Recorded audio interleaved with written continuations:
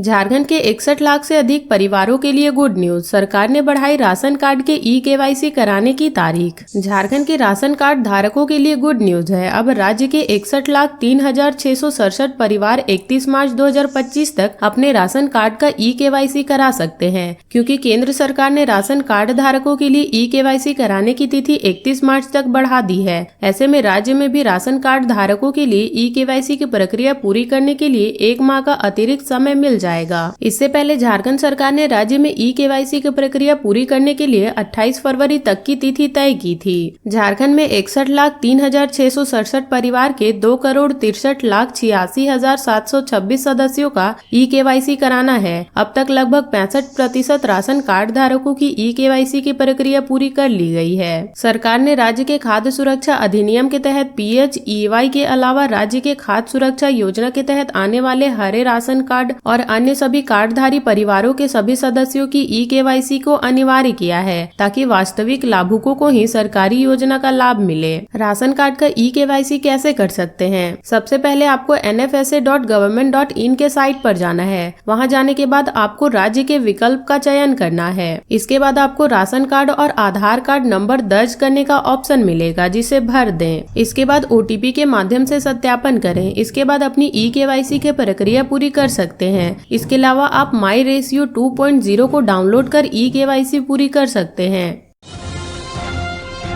धनबाद के BS mining में मलबा के नीचे आ जाने से युवक की मौत, 12 साल की बच्ची घायल। धनबाद के BCCL कतरास थाना क्षेत्र अंतर्गत AKWMC में संचालित BA माइनिंग में मलबा के नीचे आ जाने के कारण एक युवक की मौत हो गई, जबकि उसकी 12 वर्षीय पुत्री घायल हो गई। दरअसल सोमवार को अवैध उत्खनन हो रहा था। इस दौरान ये हादसा हुआ। घायल बच्ची का एक निजी अस्पताल में इलाज चल रहा है। घटना के बाद कोयला माफियाओं में हड़कंप मचा हुआ है।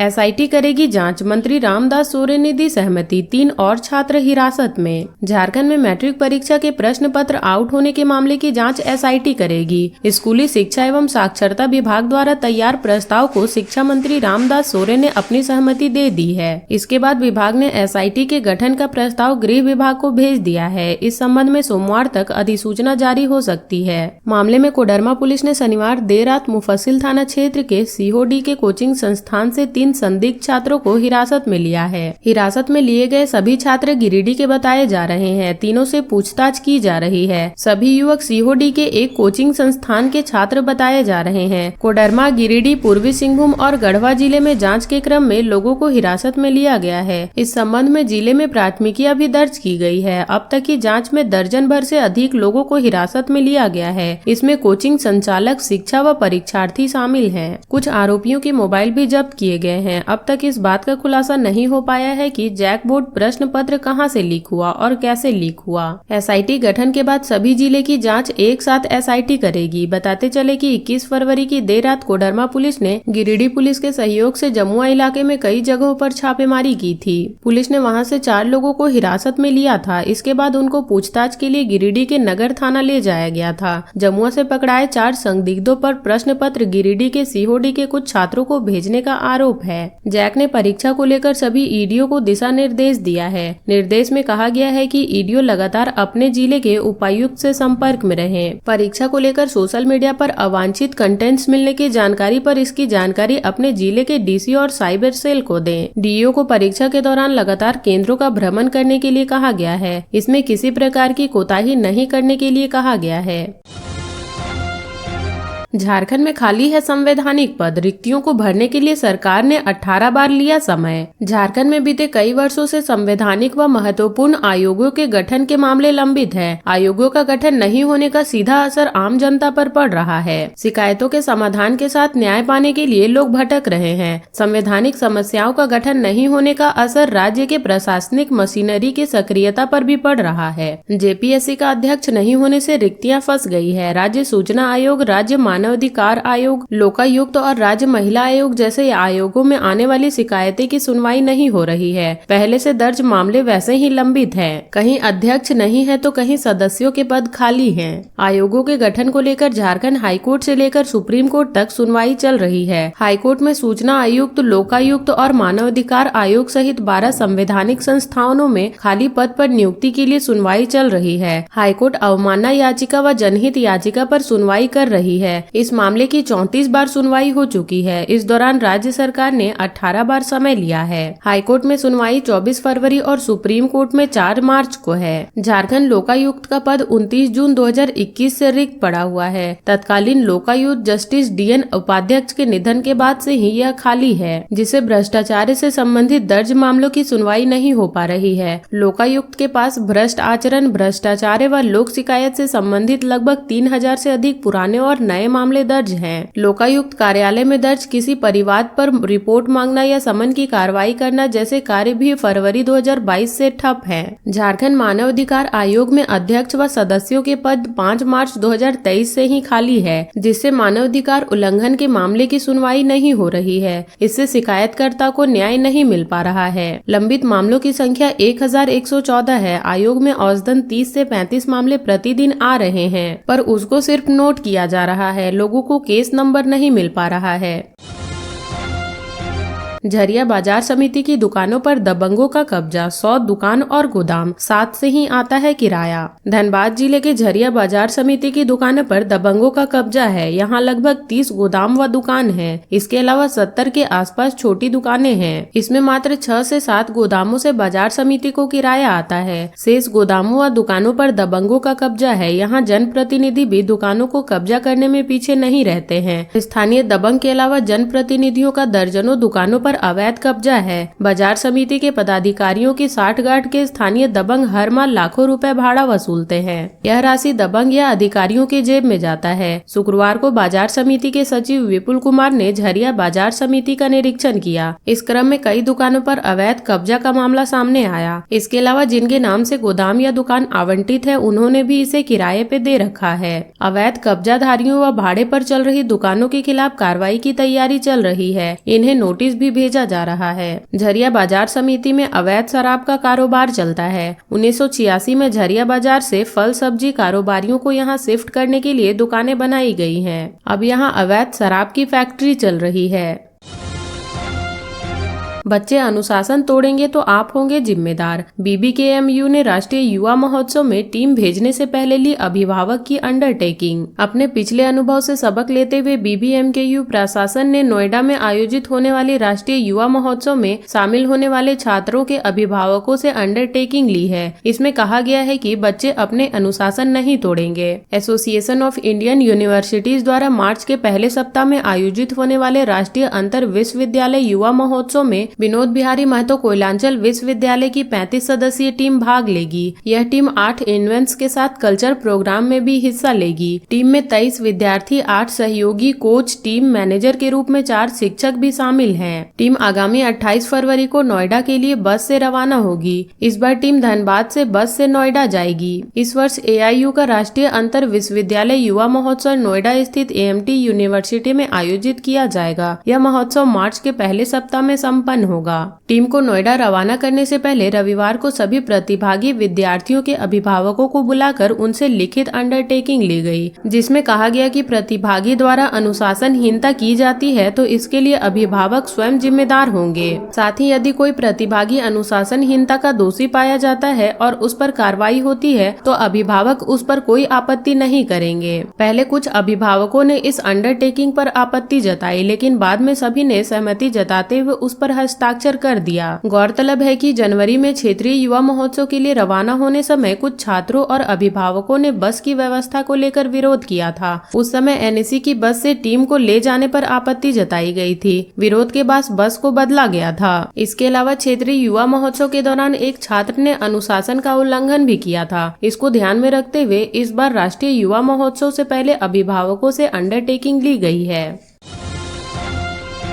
24 फरवरी को आपको कितने में मिलेगा 14.2 किलो का गैस सिलेंडर, यहाँ जाने। 24 फरवरी 2025 को झारखंड में 14.2 किलो का गैस सिलेंडर कितने में मिल रहा है? सबसे सस्ता एलपीजी सिलेंडर आज कहाँ मिल रहा है? सबसे महंगा गैस सिलेंडर कहाँ मिल रहा है? 24 फरवरी 2025 को सबसे सस्ता एलपीजी सिलेंडर पूर्वी सिंहभूम में मिल रहा है। अगर आप जमशेदपुर में रह रहे हैं तो आज आपको 14.2 किलो का एलपीजी सिलेंडर 842.50 रुपए में मिल जाएगा। इंडियन ऑयल कॉरपोरेशन लिमिटेड ने यह जानकारी दी है। उसके मुताबिक हजारीबाग और कोडरमा जिले में एलपीजी सिलेंडर झारखंड में सबसे महंगा है। इन दोनों जिलों में घरेलू रसोई गैस सिलेंडर की कीमत आज 862 रुपए है। झारखंड की राजधानी रांची में 24 फरवरी को 14 किलो के एलपीजी सिलेंडर की कीमत 860.50 रुपए है। बोकारो, धनबाद, गिरिडीह और देवघर में एलपीजी सिलेंडर की कीमत जानना चाहते हैं तो आपको बता दें कि यहाँ 14.2 किलो के एलपीजी सिलेंडर का 860.50 रुपए में मिल रहा है। चाईबासा में 14.2 किलो के एलपीजी सिलेंडर की कीमत 852 रुपए है। सरायकेला खरसावा में इसी सिलेंडर की कीमत 843 रुपए है। चतरा जिले में अगर आप इस सिलेंडर को खरीदेंगे तो आपको इसके लिए 859.50 रुपए चुकाने होंगे।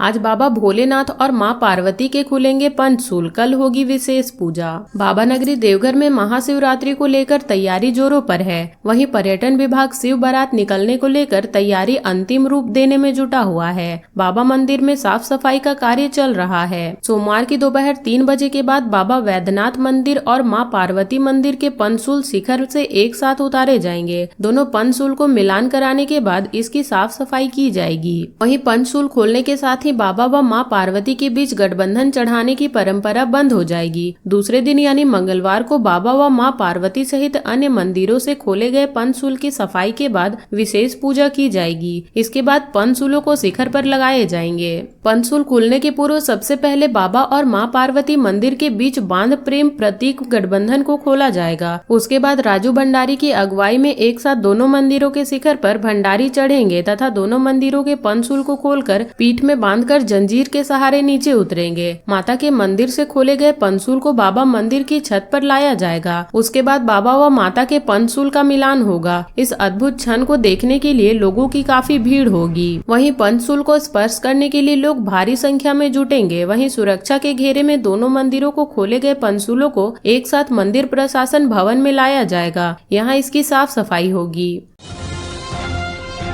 निकाल लीजिए गर्म कपड़े, इतना गिरेगा तापमान। 7 जिलों में बिजली कड़केगी, बारिश होगी और होगा वज्रपात। अगर आप झारखंड में हैं और गर्म कपड़े रख रहे हैं तो एक बार फिर से अपने गर्म कपड़ों को बाहर निकाल लीजिए। भारत मौसम विज्ञान विभाग के रांची स्थित मौसम केंद्र ने कहा है कि झारखंड में एक बार फिर ठंड बढ़ने वाली है। दरअसल 24 घंटे के दौरान 2 से 3 डिग्री का तापमान गिरावट का अनुमान मौसम केंद्र ने जताया है। इसकी वजह से लोगों को ठंड का एहसास होने लगेगा। साथ ही राज्य के 7 जिलों में बिजली कड़कने, बारिश और वज्रपात का अलर्ट भी जारी किया गया है। मौसम केंद्र ने कहा कि कोल्हान प्रमंडल के सभी 3 जिलों और संथाल परगना के 4 जिलों में सोमवार को कुछ जगहों पर हल्की बारिश होगी। मेघ गर्जन के साथ वज्रपात होने की संभावना है। मौसम केंद्र के मुताबिक कोल्हान के सरायकेला खरसावा, पश्चिमी सिंहभूम और पूर्वी सिंहभूम जिले में मौसम खराब रहेगा। संथाल परगना के दुमका, पाकुड़, साहिबगंज और गोड्डा जिले में भी गरज के साथ बारिश और वज्रपात का येलो अलर्ट जारी किया गया है। मौसम विभाग ने तापमान का पूर्वानुमान जारी करते हुए कहा कि झारखंड में अगले 24 घंटे के दौरान न्यूनतम तापमान में 2 से 3 डिग्री सेंटीग्रेड की गिरावट हो सकती है। इसके बाद अगले 4 दिनों तक इसमें कोई बड़े बदलाव की संभावना नहीं है। इससे पहले मौसम विभाग ने कहा था कि 23 फरवरी को झारखंड के पूर्वी हिस्से में कहीं कहीं हल्के दर्जे की वर्षा होगी। मौसम वैज्ञानिक ने कहा कि गांगे पश्चिम बंगाल से दक्षिण छत्तीसगढ़ और उड़ीसा तक एक टर्फ गुजर रहा है। यह टर्फ समुद्र तट से 0.9 किलोमीटर की ऊंचाई पर बना हुआ है।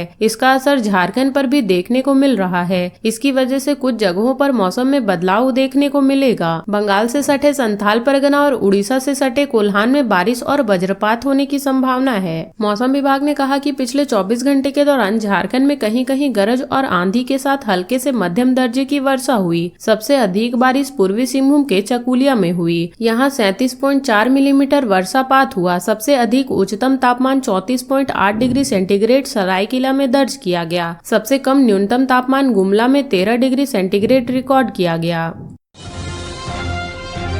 झारखंड विधानसभा का बजट सत्र आज से, जाने किस दिन पेश होगा बजट। झारखंड विधानसभा का छठा बजट सत्र आज 24 फरवरी 2025 से शुरू हो रहा है। बजट सत्र 24 फरवरी 2025 से शुरू होकर 27 मार्च तक चलेगा। इस सत्र में कुल 20 कार्य दिवस होंगे। इस दौरान वित्त मंत्री राधाकृष्ण किशोर वर्ष 2025-26 के लिए सदन में बजट पेश करेंगे। बजट सत्र के सुचारू संचालन के लिए स्पीकर रविंद्रनाथ महतो ने बैठक की। रविवार को बजट सत्र के ठीक पहले सभी दलों ने अपने विधायक दल के साथ बैठक की। बैठक सत्र में मैट्रिक इंटर प्रश्न पत्र लीक मामले से लेकर जेपीएससी के अध्यक्ष की नियुक्ति जैसे मुद्दों पर भी सदन में जमकर हंगामा होने के आसार हैं। बजट सत्र के दौरान 6 मार्च से 24 मार्च 2025 के बीच 6 दिन के लिए कार्रवाई नहीं चलेगी। विधानसभा की कार्रवाई 8 मार्च, 9 मार्च, 12 मार्च, 16 मार्च, 22 मार्च और 23 मार्च को स्थगित रहेगी।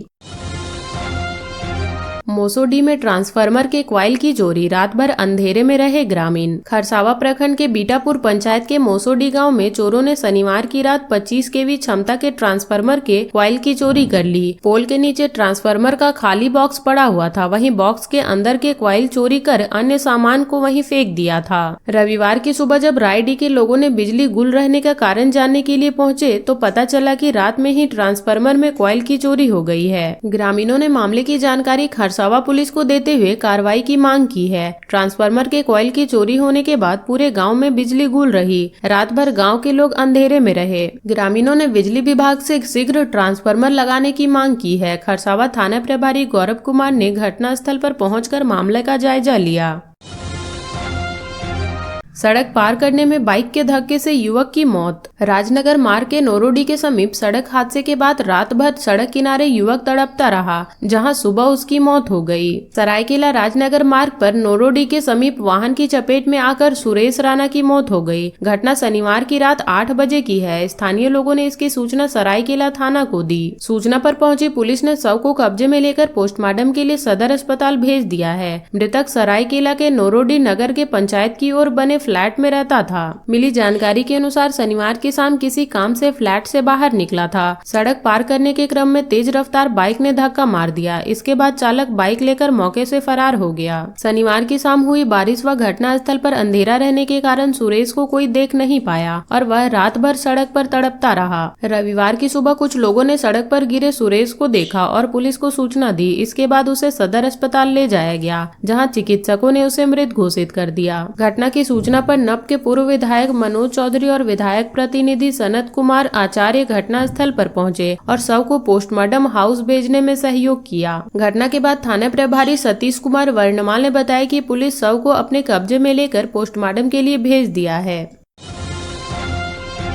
विधायक ने 11.70 करोड़ के 5 योजनाओं का शिलान्यास किया। बोले स्वास्थ्य के क्षेत्र में लोगों को बेहतर सुविधाएं मिलेंगी। खरसावा में 11.70 करोड़ के विधायक दशरथ गागराई ने रविवार को 5 विकास योजनाओं का शिलान्यास किया। विधायक ने कहा कि क्षेत्र के सर्वांगीण विकास के लिए निरंतर कार्य किया जा रहा है। गाँव में स्वास्थ्य, सड़क, पेयजल जैसी बुनियादी सुविधाएं उपलब्ध कराई जा रही है। खरसावा में जल समुदाय स्वास्थ्य केंद्र बनकर तैयार हो जाएगा। इससे केंद्र में मरीजों को अच्छी स्वास्थ्य सुविधाएं मिलेंगी। बेहतर तरीके से मरीजों का उपचार किया जा सकेगा। उन्होंने कहा कि आम लोगों को स्वास्थ्य के प्रति जागरूक रहने की आवश्यकता है। विधायक ने कहा कि क्षेत्र में विकास के लिए सचेत है। जनता से किए गए सभी वादे पूरे हो रहे हैं। मुख्यमंत्री हेमंत सोरेन के नेतृत्व में पूरे राज्य का विकास हो रहा है। आने वाले समय में खरसावा विधानसभा क्षेत्र को विकास के मामले में अव्वल बनाएंगे। उन्होंने क्षेत्र के विकास के लिए लोगों को सुझाव देने की अपील की है।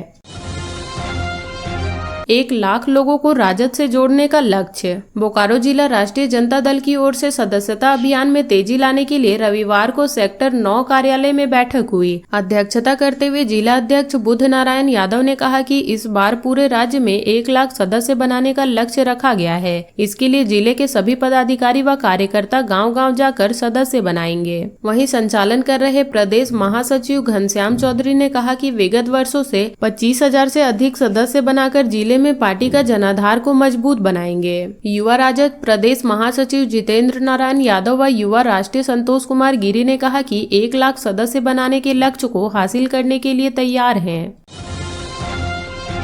टैंकर की टक्कर से साइकिल सवार की मौत, सड़क जाम। बालीडीह थाना क्षेत्र के बालीडीह इंडस्ट्रियल एरिया स्थित कुर्मीडी रोड पर रविवार को इंडियन ऑयल के गैस टैंकर की चपेट में आने से साइकिल गोविंदपुर मार्केट निवासी सुबोध सिंह की मौत हो गई। घटना से आक्रोशित स्थानीय लोगों के साथ मृतक के परिजनों ने शव को लेकर सड़क जाम कर दिया। मृतक के परिजनों को मुआवजे के रूप में 40 लाख रुपए, एक पुत्री की शादी का पूरा खर्चा के साथ साथ एक पुत्र को नियोजन देने की मांग रखी। सूचना पाकर बालीडीह ओपी प्रभारी परमानंद मेहता दल बल के साथ घटना स्थल पर पहुंचे और घटना की जानकारी ली। रास्ते को जाम कर रहे लोगों को समझा बुझाकर हटाने का प्रयास किया, लेकिन मृतक के परिजन मुआवजा को लेकर डटे रहे। समाचार लिखे जाने तक वाहन मालिक के साथ वार्ता चल रही थी। तो ये थी झारखंड की अब तक की बड़ी खबरें। ऐसे ही झारखंड की खबरों से अपडेट रहने के लिए हमारे चैनल झारखंड न्यूज नेटवर्क को सब्सक्राइब कर लें और बेल आइकन को प्रेस कर लें ताकि हमारी हर वीडियो का अपडेट आप तक पहुंच सके।